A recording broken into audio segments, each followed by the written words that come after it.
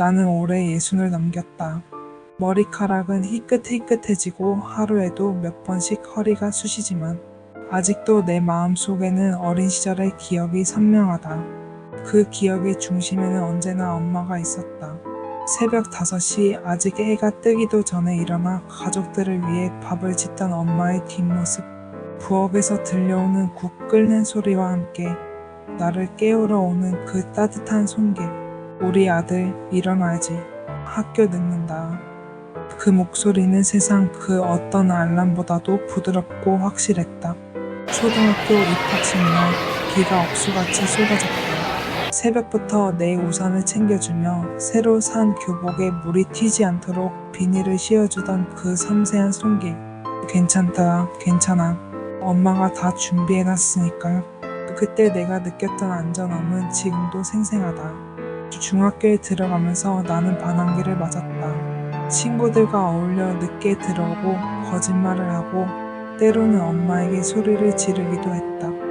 하지만 엄마는 한 번도 나를 포기하지 않았다. 내가 아무리 삐뚤어져도 아무리 말을 듣지 않아도 새벽에 배고프다고 하면 라면을 끓여주고 감기에 걸리면 밤새 내 이마에 손을 얹고 지켜봐 주었다.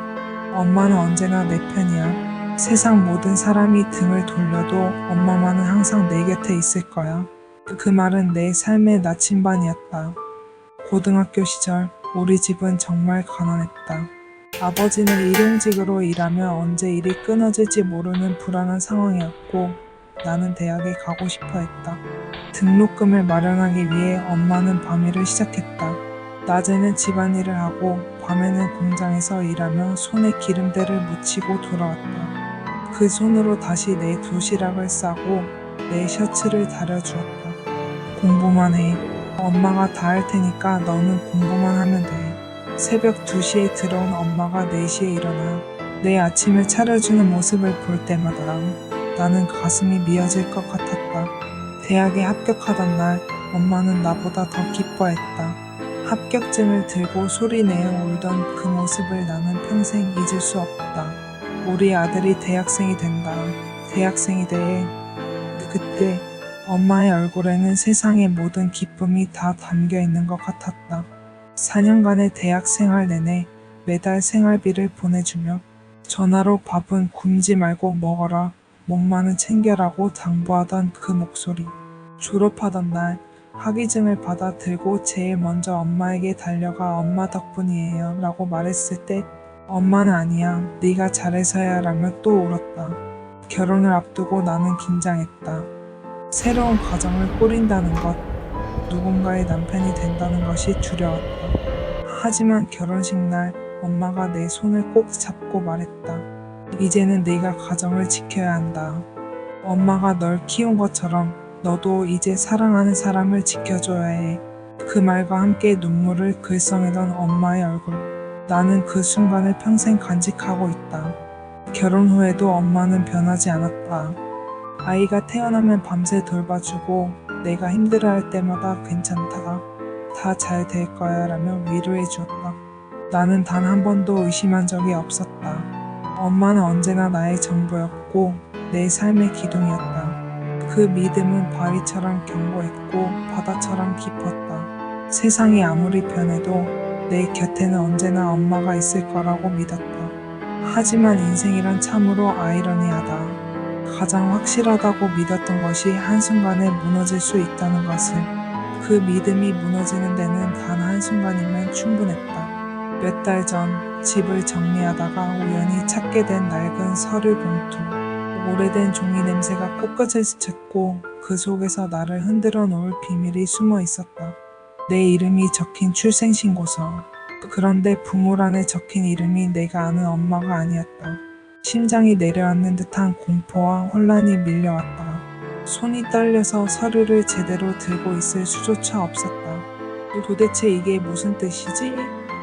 내가 아는 엄마가 진짜 엄마가 아닌 건가? 그 순간 내가 살아온 60년의 시간이 한꺼번에 흔들리기 시작했다. 그날 밤 나는 한잠도 잘 수 없었다. 침대에 누워서 천장만 바라보며 머릿속을 스쳐가는 수천 개의 의문들과 싸워야 했다. 50년 동안 의심조차 하지 않았던 사실이 뒤집히자 내가 살아온 모든 시간이 모래성처럼 무너지는 기분이었다. 어린 시절부터 지금까지의 모든 기억들이 다시 재편되기 시작했다. 엄마가 나를 낳지 않았다면 왜 그토록 나를 사랑했을까? 내가 겪었던 모든 순간들이 거짓이었단 말인가? 그렇다면 내 진짜 엄마는 어디에 있는 건가? 질문들은 꼬리에 꼬리를 물고 이어졌고 각각의 질문마다 내 가슴을 찢어놓았다. 새벽 3시, 4시가 되어서야 겨우 잠들었지만 꿈속에서도 나는 서류를 들고 헤매고 있었다. 다음날 아침 혹시 잘못 본 건 아닐까 싶어 다시 한번 서류를 확인했다. 하지만 글씨는 분명했고 도장도 선명했다. 나는 동사무소를 찾아갔다. 담당 공무원은 친절했지만 그의 말은 냉혹했다. 이 기록에 따르면 선생님의 친어머니는 출산 직후 산후출혈로 돌아가셨다고 되어 있습니다. 그리고 현재 선생님을 키우신 분은 그는 잠시 멈췄다가 말했다.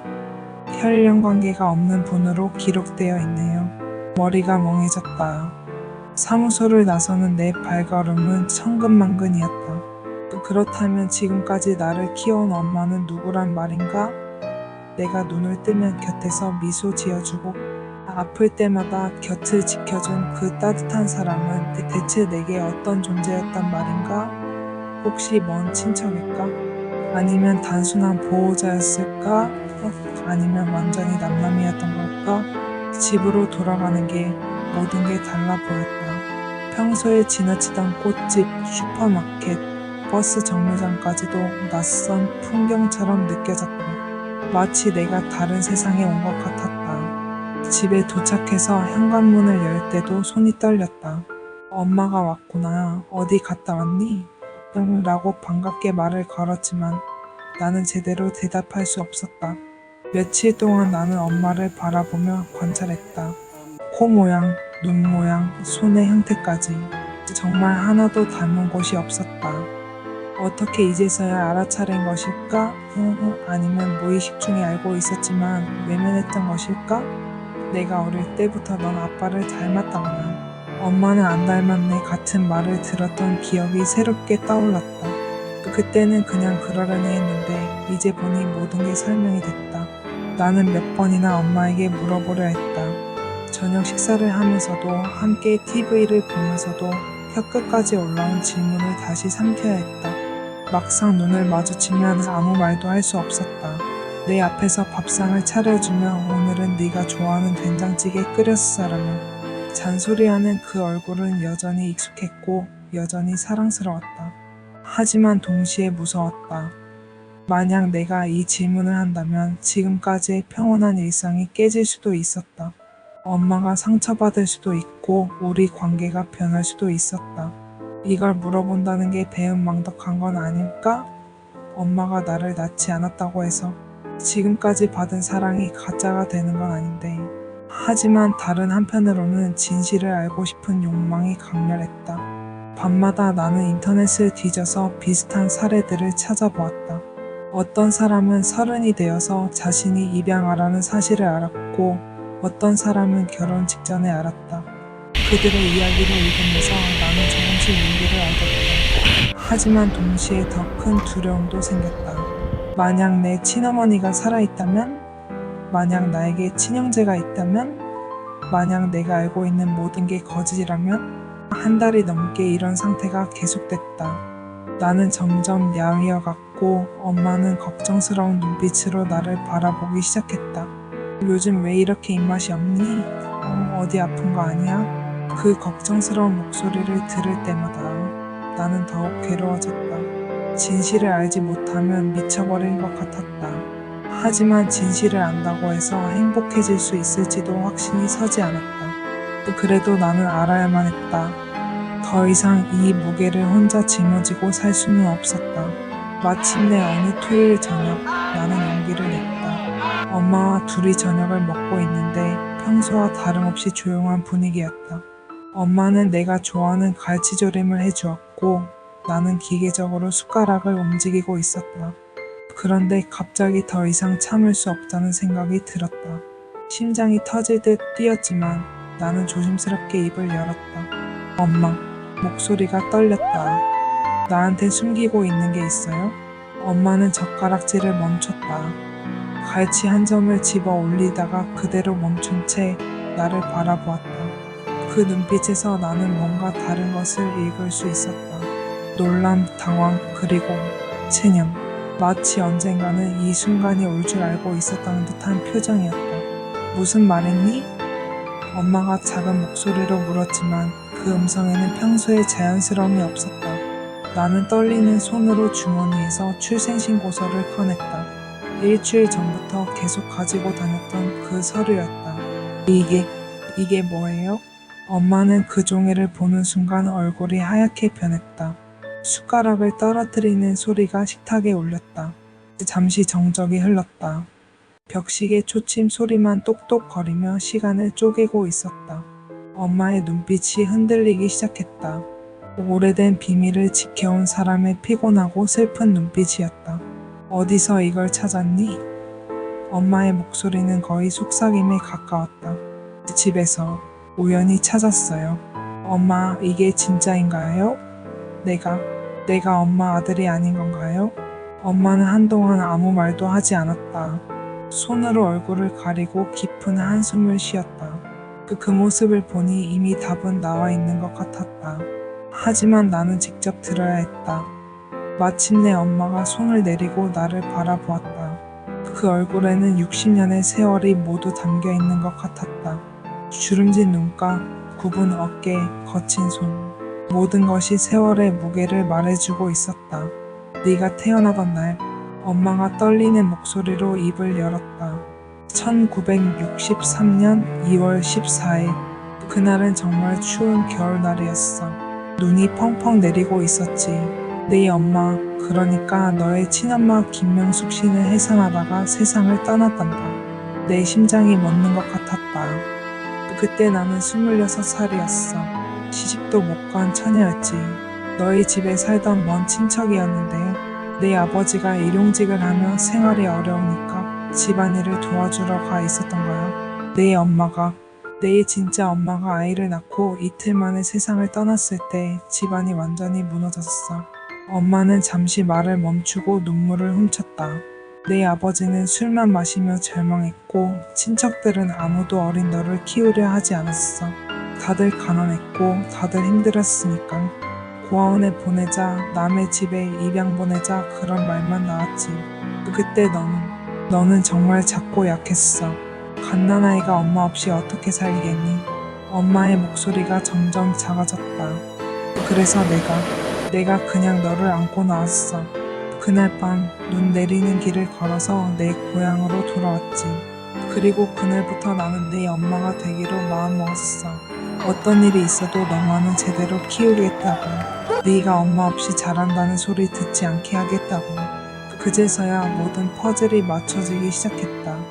왜 엄마에게 친척이 없었는지, 왜 아버지 이야기를 하지 않으셨는지, 왜 어릴 적 사진이 거의 없었는지 모든 게 설명이 됐다. 그런데 내 아버지는 어떻게 됐나요? 너를 데리고 간 이후로 연락을 끊었어. 아마 다른 곳으로 떠났을 거야. 그 사람도 많이 힘들었을 테니까. 엄마의 말에는 원망보다는 이해가 담겨 있었다. 그럼 지금까지 혼자서 나를 키우신 거예요? 혼자가 아니었어. 너와 함께였으니까. 엄마가 미소를 지었다. 하지만 그 미소 뒤에 숨겨진 수십 년의 외로움과 고생을 나는 이제야 이해할 수 있었다. 엄마의 고백은 마치 폭풍처럼 내 가슴을 휘몰아쳤다. 내가 믿고 의지해온 사람이 사실 친어머니가 아니었다는 충격. 그리고 그럼에도 불구하고 한순간도 포기하지 않고 나를 길러낸 그 희생의 무게가 동시에 나를 덮쳤다. 엄마의 손등에는 굳은 살이 가득했고 얼굴의 주름마다 세월과 고생의 무게가 새겨져 있었다. 내가 엄마라고 불릴 자격이 있을까? 엄마가 작은 소리로 속삭였다. 그 말을 듣는 순간 나는 더 이상 참을 수 없었다. 엄마 앞에 무릎을 꿇고 그 거친 손을 꼭 잡았다. 이제 모든 게 분명해졌다. 그날 밤 나는 하늘을 우러러보며 오래 생각했다. 별들이 유난히 밝게 빛나는 밤이었다. 창가에 서서 지난 60년의 세월을 되돌아보았다. 나를 낳아준 어머니는 분명 따로 계셨다. 김명숙이라는 이름에 내가 한 번도 만나보지 못한 여인. 그분이 없었다면 이 세상에 내가 태어나지도 못했을 것이다. 그 은혜는 결코 잊을 수 없다. 하지만 나를 키워낸 어머니는 오직 한 사람뿐이었다. 새벽마다 일어나 밥을 해주고 추운 겨울날 내 옷을 끼워주고 잘못하면 야단치고 아플 땐 밤새 간호해주고 대학 등록금을 마련하기 위해 밤일을 마다하지 않았던 그 사람. 혈연으로는 남남이었지만 사랑으로는 세상 그 누구보다 가까웠던 그분. 이제야 깨달았다. 엄마가 왜 그토록 나에게 헌신적이었는지를. 자신의 선택으로 나를 거두어 기른 것이기에 더욱 책임감을 느꼈을 것이다. 친어머니라면 당연한 의무로 여겼을 일들을 엄마에게는 매 순간이 의식적인 선택이었던 것이다. 내가 아프면 더 마음 아파했고 내가 성공하면 더 기뻐했던 이유를 이제야 이해했다. 다음날 아침 나는 엄마 앞에 무릎을 꿇고 앉았다. 엄마는 놀라며 나를 일으키려 했지만 나는 완강히 거부했다. 엄마, 어제 말씀 다 들었어요. 그리고 이제 진짜로 알았어요. 내 목소리는 떨렸지만 확신에 차 있었다. 하지만 제게 엄마는 오직 한 분뿐이에요. 날 낳아주신 김명숙 어머니께도 감사하지만 날 사람답게 키워주신 건 엄마예요. 엄마가 아니었으면 지금의 나는 없었을 거예요. 엄마는 아무 말도 하지 못하고 흐느꼈다. 60년 넘게 살면서 처음 보는 엄마의 모습이었다. 주름진 손끝이 내 손을 꼭 붙잡았는데 그 손에서 전해지는 온기는 여전히 따뜻했다. 미안하다, 미안해. 엄마가 계속 사과했다. 네가 언젠가는 알게 될 줄 알았었어. 그래서 늘 두려웠어. 네가 나를 원망할까봐, 진짜 엄마를 찾겠다고 떠날까봐. 엄마, 그런 말씀 마세요. 나는 엄마의 두 손을 꼭 잡았다. 저는 어디도 안 가요. 평생 엄마의 아들로 살겠어요. 아니, 저는 이미 평생을 엄마의 아들로 살아왔어요. 그 순간 나는 진정한 깨달음을 얻었다. 진짜 엄마란 피 한 방울이나 DNA가 아니라 평생의 사랑과 희생, 그리고 변함없는 헌신으로 만들어지는 이름이라는 것을. 생물학적 어머니는 나를 세상에 태어나게 해주었지만 진짜 어머니는 나를 사람으로 만들어 주었다. 엄마, 저는 이제 압니다. 내가 말했다. 친어머니는 저에게 생명을 주셨지만 엄마는 저에게 인생을 주셨어요. 사랑하는 법을, 책임지는 법을, 다른 사람을 배려하는 법을 가르쳐 주셨어요. 그것이 진짜 어머니가 해야 할 일 아닌가요? 엄마의 눈에서 눈물이 멈추지 않았다. 하지만 그 눈물은 더 이상 슬픔의 눈물이 아니었다. 안도와 감사, 그리고 깊은 사랑의 눈물이었다. 그동안 정말 고생 많으셨어요. 내가 계속 말했다. 26살 처녀가 갓난아이를 혼자 키운다는 게 얼마나 힘들었겠어요. 결혼도 포기하시고 자신의 인생도 포기하시고 저 때문에 얼마나 많은 것들을 포기하셨을까요? 포기한 게 아니야. 엄마가 고개를 저었다. 너를 키우는 게 내 인생이었어. 네가 웃을 때마다, 네가 잘할 때마다 내가 더 행복했어. 네가 없었다면 내 인생은 훨씬 허전했을 거야. 나는 엄마를 꽉 안아드렸다. 그 품에서 나는 여전히 어린아이가 된 기분이었다. 60이 넘은 나이에도 엄마의 품은 세상에서 가장 안전한 곳이었다. 엄마, 이제 제가 엄마를 돌볼 차례예요. 지금까지 받기만 했으니 이제는 제가 드릴게요. 그 후 몇 개월이 흘렀다. 나는 엄마와 더 많은 시간을 보내기 시작했다. 주말마다 함께 시장을 보고 함께 요리를 하고 함께 옛날 이야기를 나누었다. 엄마는 내가 어렸을 때의 일들을 하나하나 들려주었다. 처음 걸음마를 할 때, 처음 엄마라고 불렀을 때, 처음 학교에 갔을 때, 그 모든 순간들이 엄마에게는 보물 같은 기억이었다. 어느 날 나는 엄마께 물었다. 엄마, 후회한 적 없으세요? 나를 키우기로 한 선택을? 엄마는 단호하게 고개를 저었다. 단 한 번도 없어. 만약 다시 그 상황이 온다면 나는 또다시 똑같은 선택을 할 거야. 너는 내 인생의 가장 큰 축복이었어. 그 말을 듣고 나는 깨달았다. 진정한 가족이란 혈연이 아니라 선택으로 만들어지는 것이라는 걸. 엄마는 나를 선택했고 나 또한 엄마를 선택했다. 그 선택이 우리를 진짜 모자로 만들어준 것이다. 어제는 엄마의 8순 생신이었다. 온 가족이 모여 축하해드렸다. 내 아내도 내 아이들도 모두 할머니를 진심으로 사랑한다. 혈연이 아니라는 사실을 알고 있지만 그것은 전혀 중요하지 않다. 사랑에는 DNA가 필요하지 않다는 것을 우리 가족 모두가 알고 있다. 건배, 내가 잠을 들어 올렸다. 세상에서 가장 위대한 어머니께. 엄마는 수줍게 웃으며 손사래를 쳤지만 그 얼굴에는 만족과 행복이 가득했다. 그리고 그 순간 나는 확신했다. 내 삶의 반세기를 함께한 그분은 가짜 엄마가 아니라 세상에서 가장 진짜 엄마였다는 것을. 그리고 나는 이제 남은 세월 동안 그 큰 사랑의 빚을 조금이라도 갚으며 살아가야 한다는 걸 안다. 더 자주 안부를 묻고 더 자주 찾아뵙고 더 많이 사랑한다고 말씀드려야 한다. 엄마가 나에게 해주신 것처럼. 어쩌면 이 이야기는 충격적인 비밀에서 시작했지만 결국은 사랑의 진정한 의미를 깨닫게 해준 축복일지도 모른다. 혈연보다 강한 것은 사랑이고 유전자보다 소중한 것은 함께 쌓아온 추억이며 DNA보다 깊은 것은 서로를 향한 헌신이라는 것을 말이다. 오늘도 엄마는 나에게 밥은 굶지 말고 먹어라라고 당부하신다. 그리고 나는 대답한다. 네, 엄마. 사랑해요. 그 말 속에는 60년의 감사와 앞으로도 변하지 않을 사랑이 모두 담겨 있다.